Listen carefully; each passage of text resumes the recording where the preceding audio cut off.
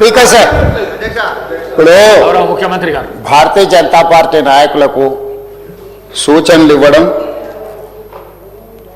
సూచనల నుంచి పారిపోవడం అలవాటుగా మారింది.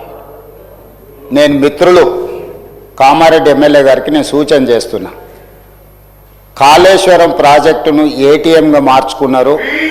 కేసీఆర్ కుటుంబము వేల కోట్ల రూపాయల దోపిడీకి పాల్పడ్డది.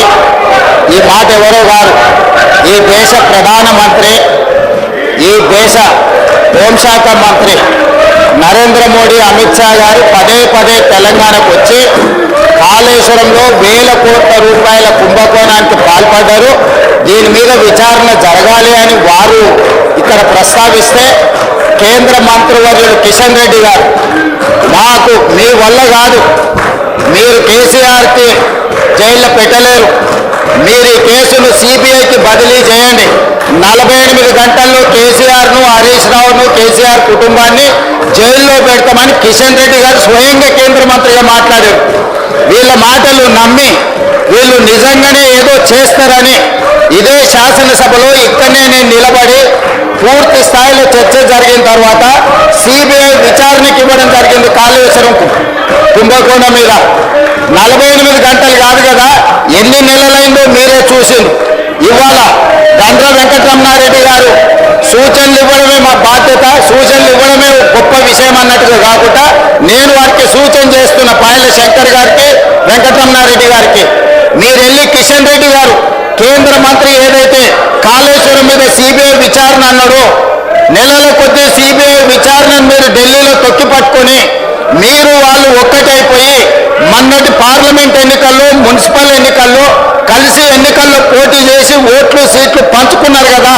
మీరు సూచన చేసే ముందు మీ నాయకుడు కిషన్ రెడ్డి గారిని, కేంద్ర మంత్రిని సిబిఐ విచారణకు ఆదేశాలు తీసుకొని వచ్చి కాళేశ్వరం కేసీఆర్ను, హరీష్ను జైల్లో పెట్టిన తర్వాత మీరు వచ్చి సూచన చేస్తే మేము వింటాం. మొదటి విషయం.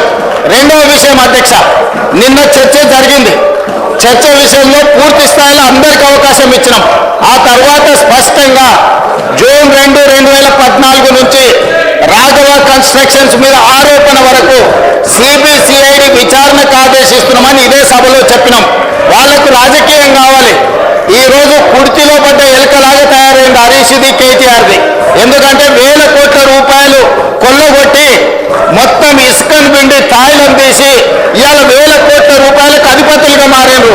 సిబిసిఐడి విచారణతోటి ఆదేశాలు ఇచ్చినెంబడే కేటీఆర్ హరీష్ను బండబూతులు తిట్టిండు బయటకు పోయినాక. నీ పుణ్యమాని వచ్చి నా మెక్కి విచారణ వచ్చింది, ఇప్పుడు నా మీద కూరేటట్టున్నదని.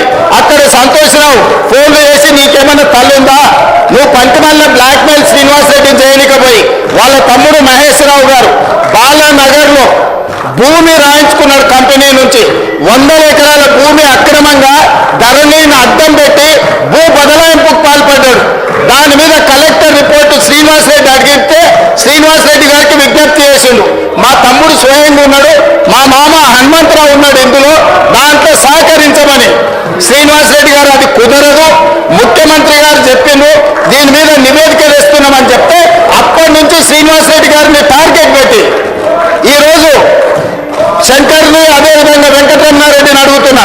మహబూబ్ నగర్ జిల్లాలో ఉన్న బాలానగర్లో మహేష్ రావు గారు, హరీష్ రావు గారు తమ్ముడు, హనుమంతరావు గారు, హరీష్ రావు గారు మామ 100 ఎకరాల భూములు బెదిరించి బదలాయించుకున్న దాని మీద హౌస్ కమిటీ వేస్తే మీరు సిద్ధంగా ఉన్నారా? హరీష్ రావు గారిని చెప్పమని ఉంది. ఈరోజు భూ బదలాయింపు మీద వాళ్ళ తమ్ముడు, వాళ్ళ మామ పేరు మీద, సుమన్ రావు వాళ్ళ బామార్ది పేరు మీద బదిలీ చేసుకున్న భూమి గురించి హౌస్ కమిటీ వేయడానికి నేను సిద్ధంగా ఉన్నా. హరీష్ రావు గారిని ధైర్యం ఉంటే, నిజాయితీ ఉంటే వాళ్ళ తమ్ముడు మహేశ్వరరావు గారు, వాళ్ళ మామ హనుమంతరావు గారు, వాళ్ళ బావమార్ది సుమన్ రావు గారు బాలానగర్, మహబూబ్నగర్ జిల్లాలో 100 ఎకరాల భూమిని పరిశ్రమ యజమానులను బెదిరించి సేల్ డీల్ లేకుండా, కంపెనీ కొనుగోలు లేకుండా 100 ఎకరాల భూ బదలాయింపు చేసుకున్నాడు కదా ధరణిని అడ్డం పెట్టి. దాని మీద నేను హౌస్ కమిటీ వేయడానికి సిద్ధంగా ఉన్నా. హరీష్ రావు గారిని, కేటీఆర్ను, వెంకటరమణారెడ్డి గారిని, ఈ ముగ్గురిని హౌస్ కమిటీ కొట్టుకోమని ఉంది. తక్షణమే ఆ భూమి మీద వేస్తా. అందులో సహకరించలేదని శ్రీనివాసరెడ్డి గారిని ఎన్నోసార్లు రిక్వెస్ట్ చేసిండు హరీష్ రావు. ఏదో మా తమ్ముడు ఇరుక్కున్నాడు, మా మామ, మా బావమార్ది చెప్పుకున్నాడు, నాకు ఇంట్లో బువ్వ పెట్టే పరిస్థితి లేదు, సహకరించమని అడిగాడు. ఆయన సహకరించలే.